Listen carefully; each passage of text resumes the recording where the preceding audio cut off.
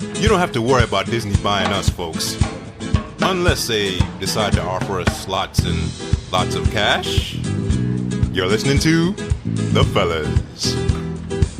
You know, I know we're in South Florida, but goddamn, do you have to throw Latin spices on every fucking thing we do? On everything? Yeah, it's fucking Latin music. I mean, don't get me wrong, it's toe tapping, but a little stereotypical if you ask me. Alright, well, because I'm in a good mood. Saw a good movie today. Hey everybody, listen to The Fellas. It's me and Ray. Yeah. Today, my brain, it weighs heavy on me sometimes. Sometimes, you just gotta turn that shit off. You gotta just turn that brain off, and you just gotta go out there. Just soak up something that's just pure fun goodness. Well, more than fun goodness, it felt like I was a kid playing with my toys. You know what? Yeah. I felt like I was a kid playing with my action figures. I called them my guys. Yeah. I was playing with my guys, and it's like, pew, pew, oh no, here comes the helicopter. But my chest is bulletproof. You know, and as an adult, you look at that and be like, bro, that's really stupid. But, you know, he's a kid, whatever. And he's having fun. Don't mind going into action set pieces, and as kids, we would make shit up along the way. Mm-hmm. Just like how they made this fucking bike of his just contort to all sorts of situations this guy needed to be. Oh, of course. Oh, by the way, guys, today we saw The Fast and Furious Presents Hobbs and Shaw. I just kept calling it Hobbs and Shaw, but the correct title is Fast and Furious Presents Hobbs and Shaw. Honestly, I think they should just title this something completely different. I think they should have just called it Hobbs and Shaw. No. I think they should have called this G.I. Joe Roadblock's Crew. No, I think putting the G.I. Joe name on it would have dragged this movie down. And this movie weren't no Oscar-nominated piece, but G.I. Joe still would have dragged it down. Well, yeah, I could see that. It was fun. It's just like G.I. Joe. I mean, just slap every single guy wearing black Cobra sign, and that would have been done. Like you said, it had the fundamentals of G.I. Joe,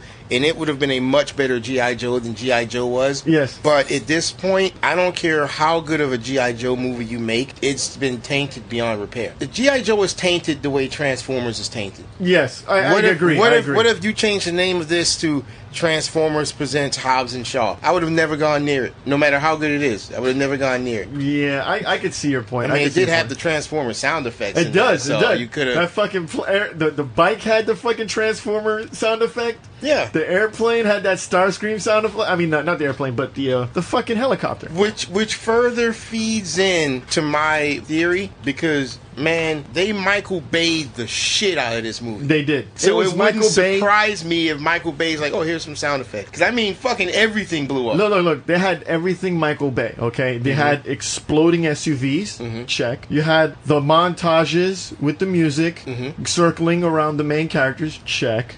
They had, don't forget, the aerial scenes that circle the characters. Yes. You're in a helicopter, and you got the camera down, and you're shooting from a distance, and you're just going around them in circles. And they did this like 4 fucking times. In a row. For the same scene. In a row. And even I was like, why do they keep doing that? They just keep doing a different angle of them in the air circling around them. And I'm like, what the fuck are they doing? I don't know what they're doing. Michael Bay They Michael Bay'd Michael Bay. Even Michael Bay went to them and apologized for copying their shit. The only thing they didn't do was add the fucking lens flare in this damn movie. Yeah, that's not as much Michael Bay as that is this other dude. J.J. Abrams? Yeah, that's more of a J.J. Abrams thing. This would have been more of a Michael Bay if they'd have gone way, way heavy into the American patriotism. Like, every building would have had to have an American flag on it, and the camera would have had to focus on the flag at least twice. Then you'd really be 100% Bay at that point. Yeah. So that was like the only thing.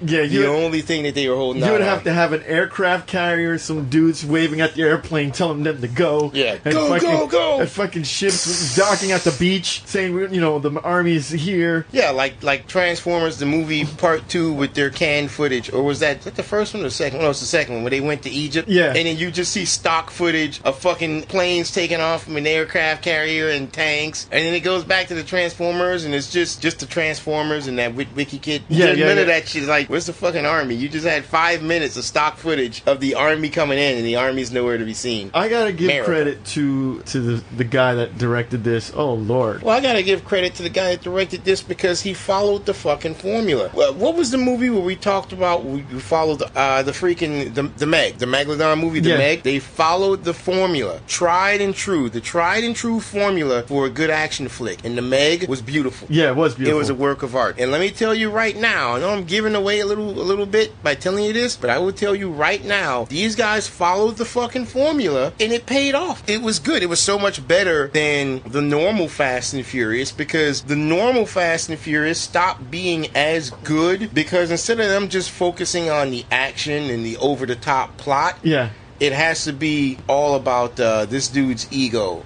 Vin Diesel? Yeah. You like family to me. I love you like family. I'm doing this for my child.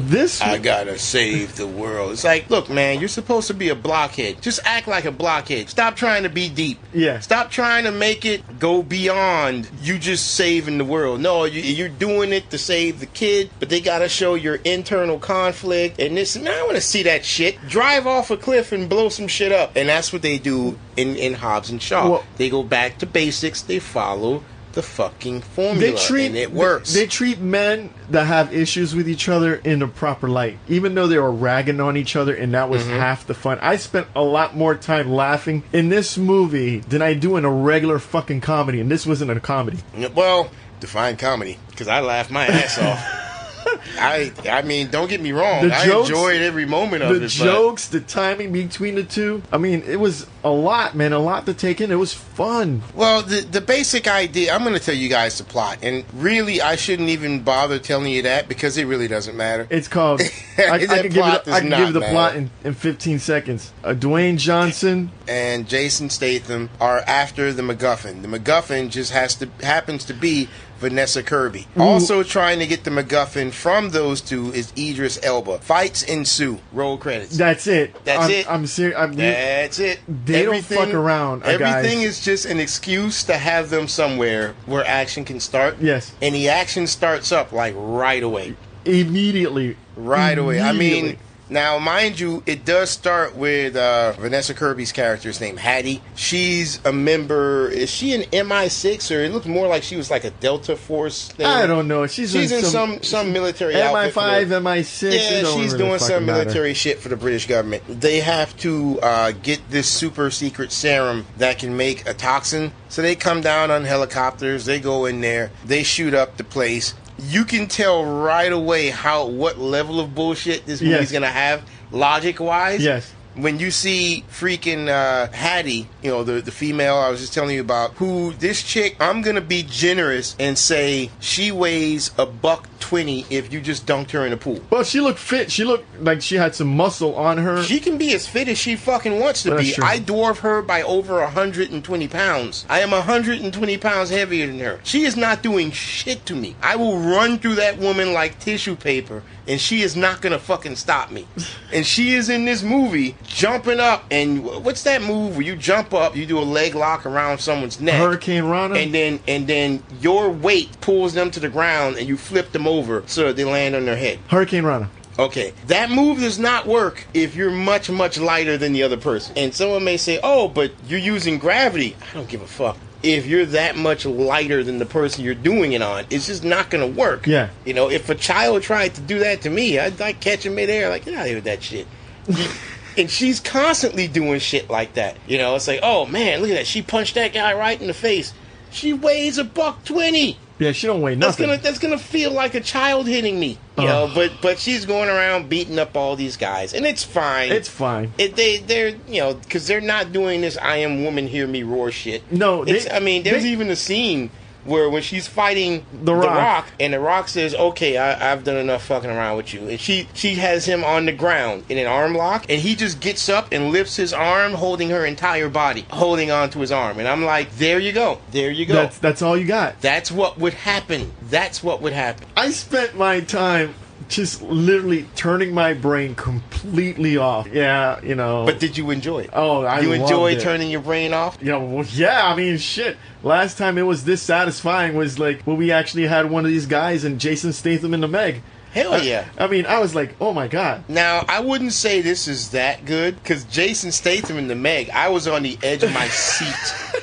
Well, I was loving that shit. It was the tension. I was on the edge of my fucking seat. But this reminds me of waking up on a day where you know you don't have to work, and then just saying, fuck it. You go back to sleep. You wake up again. Don't bother taking a shower. You go downstairs. You grab a beer. Go back upstairs. You maybe put some YouTube on the TV. You drink your beer. You scratch your balls. Maybe sniff your fingers a little bit. And you're just sweating. And you just sit there covered in sweat and filth. And you're drunk. And you're like, I'm just not going to leave the room today. Oh, my God. And you know this is wrong. You know you shouldn't be like that. You can go cut the grass. You can go do some shit. Get in the shower, wash your balls, man. You're like, no, I'm just gonna fucking sit here all day long. You know, when guilty pleasure. When you're first introduced to the characters and they receive their mission, they go into this bar, and we were getting ass shots. I'm like, well, this is nice. Yeah. Oh yeah. Yeah. I'm like, this director, you got to give it to him, even though he's only directed a few movies. He directed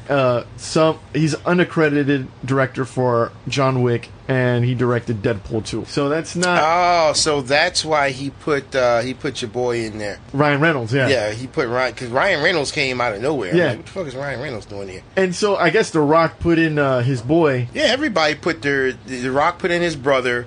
The director put in his boyfriend Ryan Reynolds. What about also The Rock is real good friends in real life.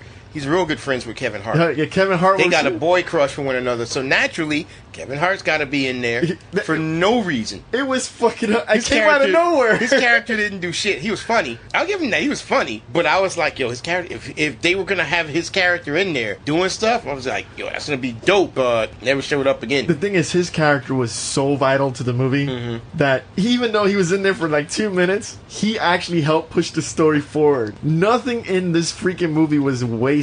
Something had to push you forward to the next guy and the next guy. I mean, it was fun, man. It was, and the women in these movies, I don't know where they finding these. Eliza Gonzalez, Madam M. I mean, she just had cleavage all day. Oh yeah, it's easy. They're a dime a dozen in Hollywood. Many of these women were more attractive than the main female character, but you know, like I said, it's easy. Now, what's one of the most ridiculous scenes? Okay, this is gonna be fun.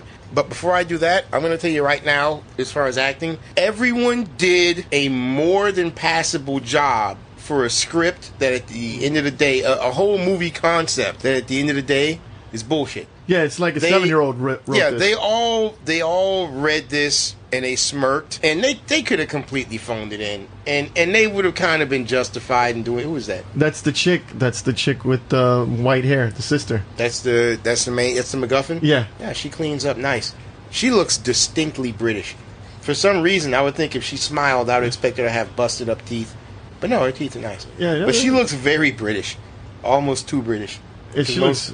Most so British different. women in Hollywood try to look American. No, they all definitely did a well enough job. They took it serious. I mean, The Rock delivering those lines the way he did, and not just like cracking a smile or breaking out laughing and chuckling or doing some goofy face. He's come a long way from the Scorpion King. Well, yeah, they all have. You know, he's at this day and age, he's way too fucking big. But I hope he doesn't start trying to do deep movies. I want him to keep doing this schlock. Jason Statham, when Jason Statham wants to get a paycheck, he always takes it seriously. Yeah, he's a professional.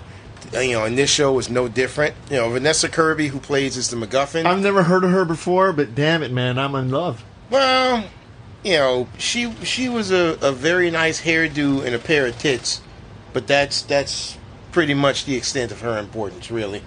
I mean, you could have replaced her with a very convincing talking robot, and I don't think you would have missed much. But she wasn't bad. No, she added some toughness. She wasn't bad. She was good. She was fine. And of course, Idris Elba. That guy's fucking. He's phenomenal. He don't even need to try. He's like, James Earl Jones when he's just doing voiceovers and it's just fucking perfect on the first take. When James Earl Jones does a voiceover, I can feel my bones vibrating when that man talks. I mean, this is the new generation James Earl Jones. You know what? Yeah. Essence in his scream and his tone of his voice. You don't want to fuck with the guy. When he looks at you and he talks, it sounds as if a king or perhaps a very high-ranking colonial British general Yes. is speaking to you. Yes. He carries this dignity with everything he does. And I'm like, this movie is a joke. Why do I feel like you command such presence? I am the next Black Superman. Say, look at me. I'm basically Black Superman. It's like... And in the trailers, I kind of rolled my eyes when he said that. But then when you watch the movie, he was just saying that as a way of explaining to them, yeah, I'm hopped up. You guys really can't kill me. Yeah. Go ahead, try. So yeah, I can do this, I can do this, I can do this. I'm basically the Black Superman. Yeah. You know, he wasn't being cocky with it. The trailer was cut so well, but we already knew what we were getting into. The trailer did its job. It got me to watch it. Yeah, we knew what we were getting into, but man, how this fucking delivered. This delivered more than I expected, because I was expecting to be a little bit bored. Yeah. In some parts of the movie, I wasn't expecting it to keep me laughing all the way through. Yeah, at no point was I bored. There were some scenes they could have completely cut out, but at no point was I bored. I think there was a moment someone had texted you, and you're like, shit, you just I looked down, and when I looked up, I was like, what the fuck fucking happened? scene was over. It's like they went through a bus. He's standing outside of a bus with a giant hole in it. I was like, what the fuck happened? And you were like, you went through the bus. I was like, what? I missed that? Yeah. It's So like quick. there was so much shit going on that you would easily miss something if you're just like not paying attention. 100%, yeah. Now, you were talking about the goofy shit, because this is the money shot. Yeah. It's the goofy shit that makes the movie good. Things like, for instance, and Hollywood is filled with so much bullshit when they make their movies. The grenades. The character Hattie is the sister of Jason Statham's character, of Shaw. And she puts a string attached to a grenade in front of her door, so if someone opens the door, they're going to pull the pin out of the thing, and it's going to blow up. So Jason Statham gets in the fight, the pin comes out of the grenade, he finishes the whole fight. The fight, I swear, had to be like 2 minutes. Yeah. You know, and after that, that's when he notices the pin has come out. It's been out for like 2 minutes. Yeah, it's been out for a long time. Yeah, so he jumps at the... I'm thinking he's just going to grab the guy's body, throw it on top of the grenade. Poof, there you go. He jumps out at the grenade. He catches it, and he has the pin in one hand, the grenade in his other, and he sticks it in the grenade, and you hear... Ew. I'm like, what the fuck is that? It's an electronic grenade? What is that? It's got the grenade, sound effects. The grenade to let you powered know. down, and it was a transformer sound effect, dude. Oh, there was so many The transformers. grenade powered down. The hand grenade powered down when he put the pin back in there. What my favorite I cannot believe moment was, it's in the trailer. Mm-hmm. But they don't show you the other part of the trailer, because if they would have showed you the other part of the trailer, people would have said, what the hell is this garbage? So they're in their McLaren, and they made sure that they advertised their McLaren. Oh yeah, in this movie. Lots of product placement. Let's just kick it to 11. How many times did they freeze frame over the name of the car? Like 5 times, right before they were going to hit the stunt. The little logo that says McLaren. Yeah. You know, the car goes, it comes to a stop, McLaren. Oh, we're in the middle of a car chase, McLaren. And I'm like, why does it keep hovering right on the car's name? Like, big, bold letters. The entire screen is McLaren. is just the name of the car. And they go, and I thought in the trailer it looked like it was one truck they went under, but apparently they went under 2 trucks. 2 trucks, yeah. And then Idris Elba character's like, oh no, these motherfuckers ain't gonna freaking outdo me. So his bike transforms, and you hear the yeah, and the guy's like in one of those.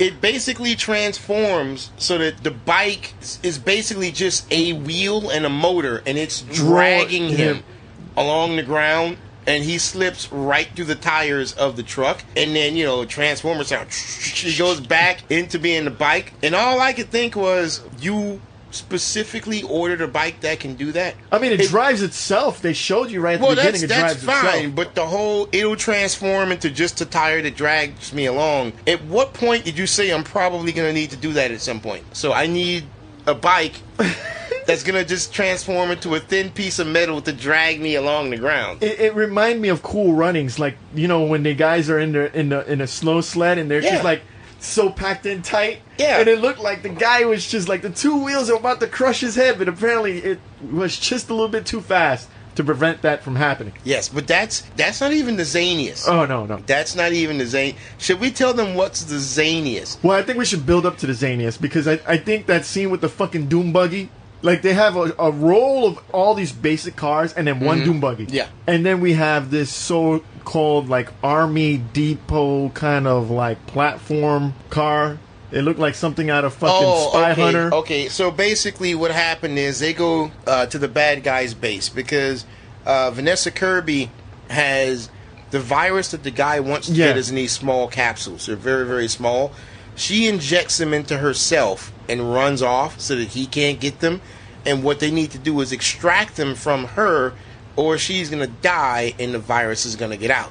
So what they do is she surrenders to go to Idris Elba's place because he has a machine that can extract the virus.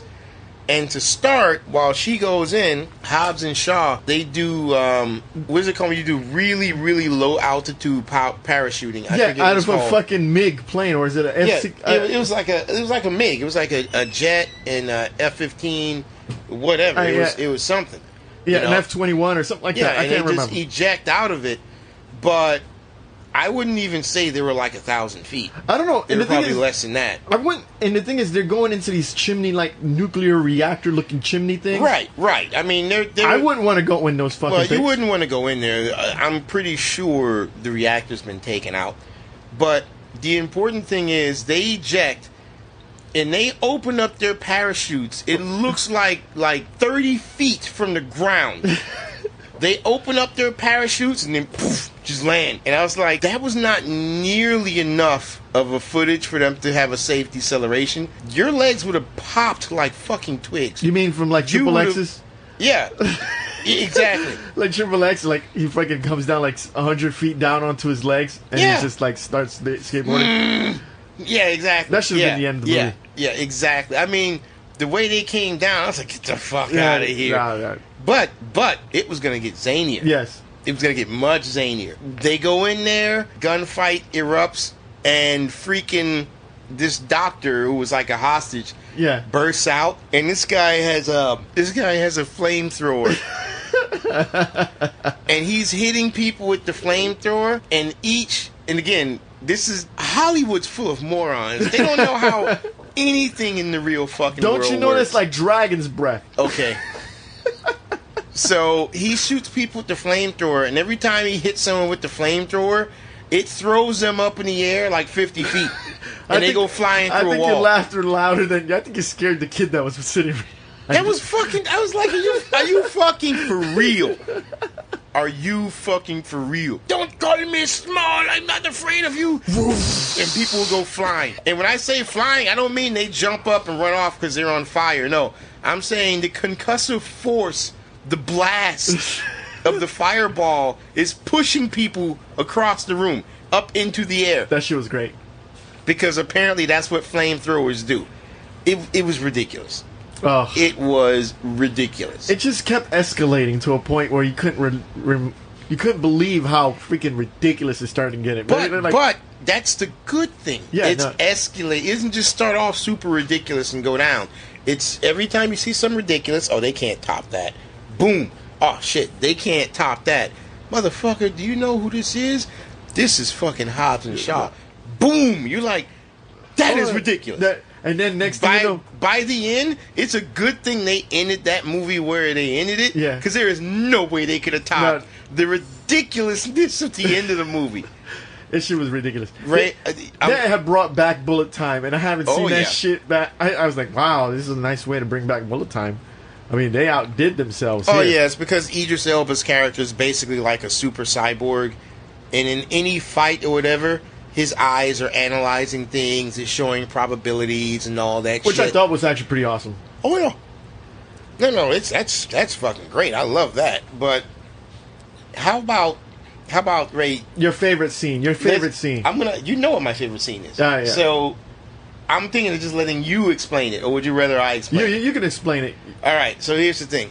So they go to the island of Samoa, which I didn't know was a place. I thought Samoans just what they call them. I know they come from the island of Samoa. Yeah. But I digress. And everything is played straight, in the movie. The only real comic relief is either Hobbs or Shaw. And you get your this guy every once in a while. Idris Elba? No, he plays as a straight man. He doesn't do any comedy stuff. But the comedy relief is basically just going to be Sebastian or Shaw. Yeah. They're going to be the comedy relief. When you go to the island of Samoa, all of them are the comedy reliefs. To the point where I was feeling a little uncomfortable because I was like, are we supposed to be laughing at them? Yeah, I know. Are we supposed to, they're like, let's laugh at the backwards brown people. Ha ha. Let's laugh at his mom. Because I don't know if she could throwing shoes, threatening to spank them with shoes. Yes.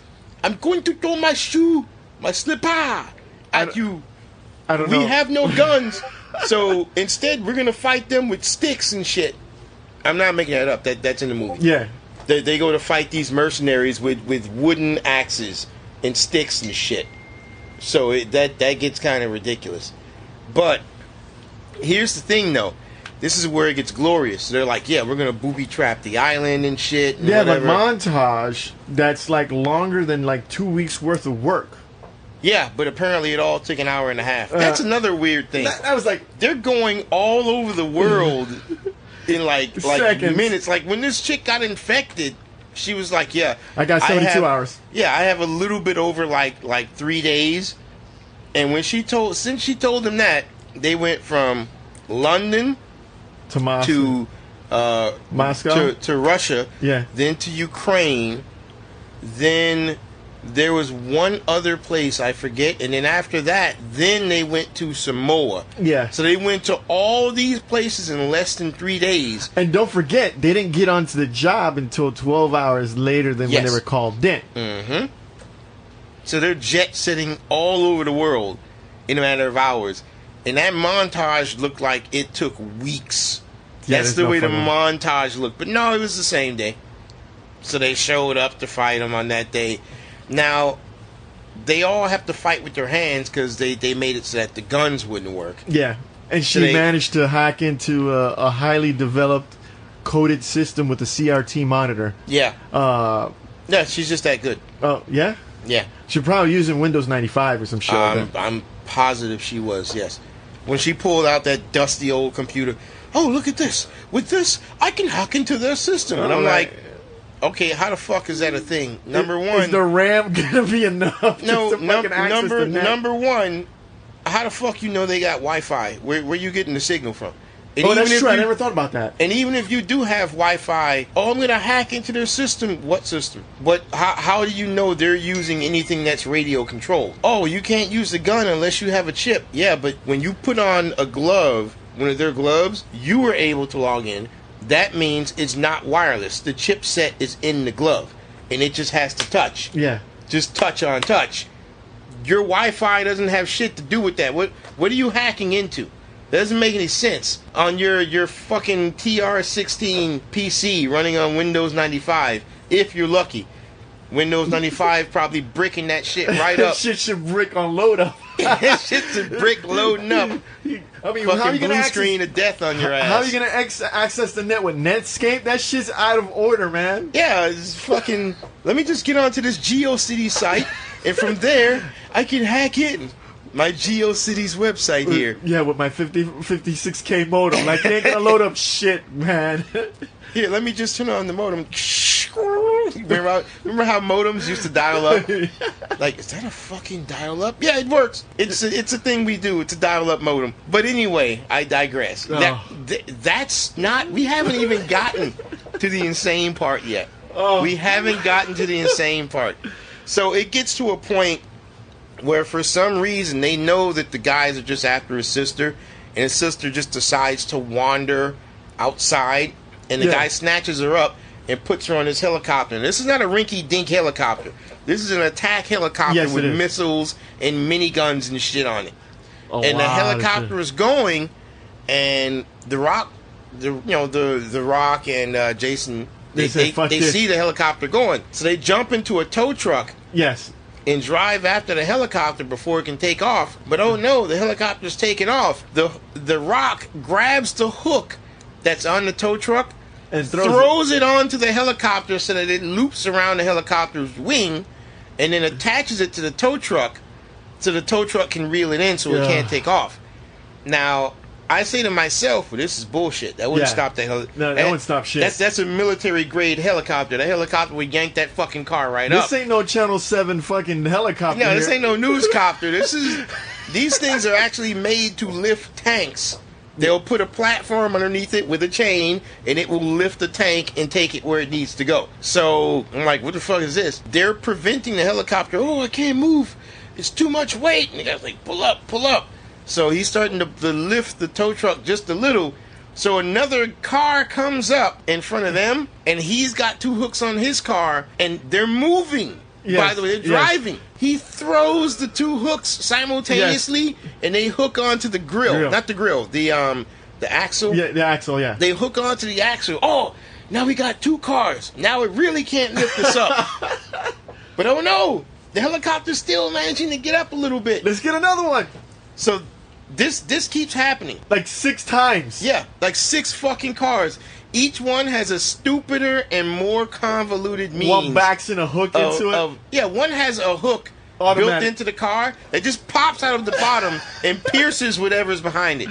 I'm like, why? Why is that? Are you going to be in a situation that this is required? That it's going to happen? Yeah. Oh, you need a tow? Hold on, let me pull this switch, which shoots the hook out of the back of my car to hook into your car. Get that shit away from my car. What are you doing? You're going to fucking pierce my car to tow it. It's ridiculous. Oh, man. So now, we're 6 cars strong, right? And, okay, which came first? Was it the Nas or the other thing? No, it was the other thing. Okay, but, before I get to the other thing, so they're like, we really got to pull this helicopter, man. So, the first car hits its nitrous. Oh, man, it's yanking the helicopter down. So then the second car hits nitrous. Yeah. Third car hits nitrous. Fourth car hits nitrous. And the whole time, I'm like, that's not how it works. That's not going to increase the torque or the power that the car has. All it does is it forces the pistons to move faster, which will, yes, make the car go faster, but it doesn't give the car more power. That's like saying, just because I put nitrous oxide in my car, basically my engine's just as good as the Hemi that you have in your truck, because my car has more power now. It's like, no, that's not what it does. It just makes the pistons go faster than they're supposed to, thus increasing the speed, whatever. But they do that. And we forgot that was a Fast and the Furious moment, because you can't have Fast and the Furious without having gotta have Nas. And then the creme de la creme. Yes, the pièce de resistance. I actually had to take my glasses off for a moment because I was laughing and getting tears in my fucking eyes. The helicopter's lifting off, and the chain is wrapped up on the tow truck. It slips out. Oh no, the helicopter's gonna get away. Fucking The Rock, yes. Dwayne Johnson, yes, grabs the chain and grabs the tow truck, and he pulls the helicopter back down. That was a Schwarzenegger so moment. That he could wrap the chain back up around the tow truck and wrap it back in so they can stay connected. I want you to think about this. This man pulled a fucking helicopter out of the goddamn sky. You know, he should have actually been liquefied a couple of times in this movie. This dude should have lost his arms.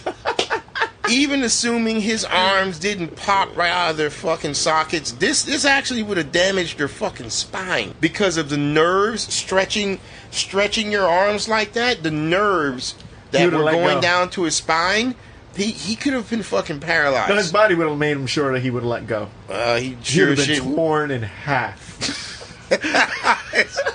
I'm just imagining it. The Rock, both of his arms just tearing apart while his midsection is like, oh man, blood everywhere.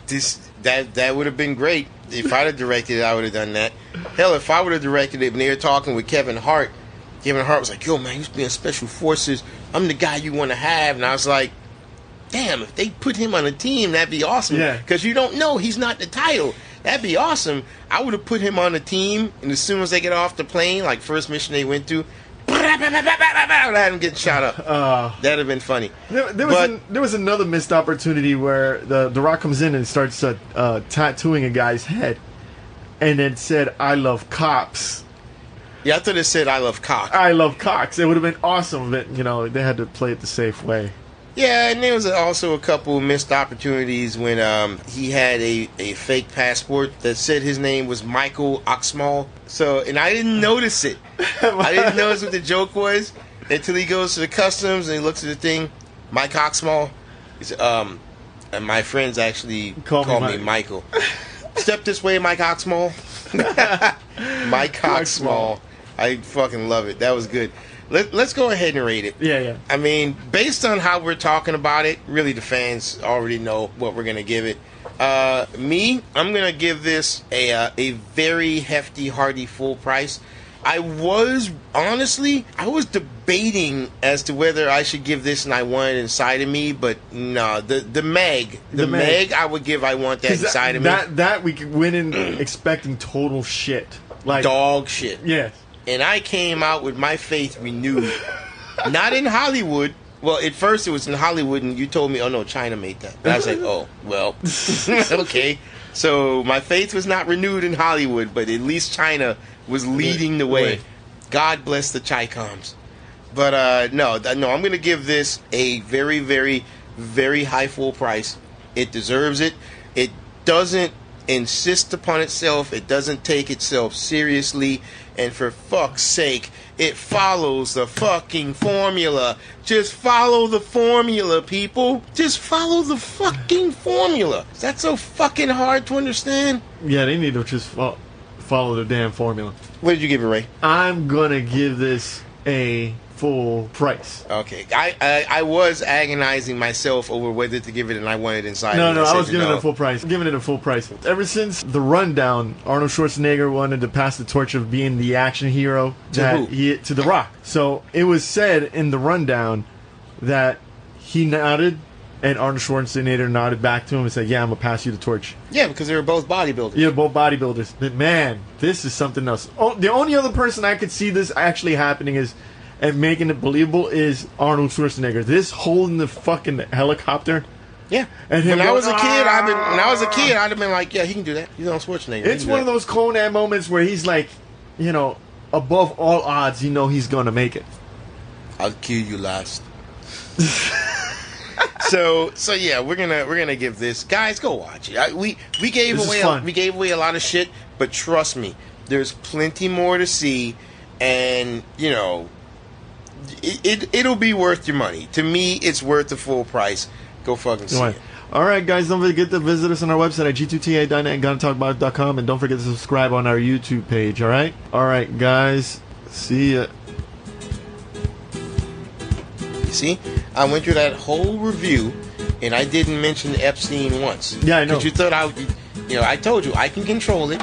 I can control my rage. Yes, am I black-pilled? I am a little black-pilled. Oh, man. And I do understand that he was murdered because of the Clinton body count. Yeah. But I'm just saying, that's trending online. You know that, right? You shitting me? Yeah, it's just trending online. Clinton body count. Yeah.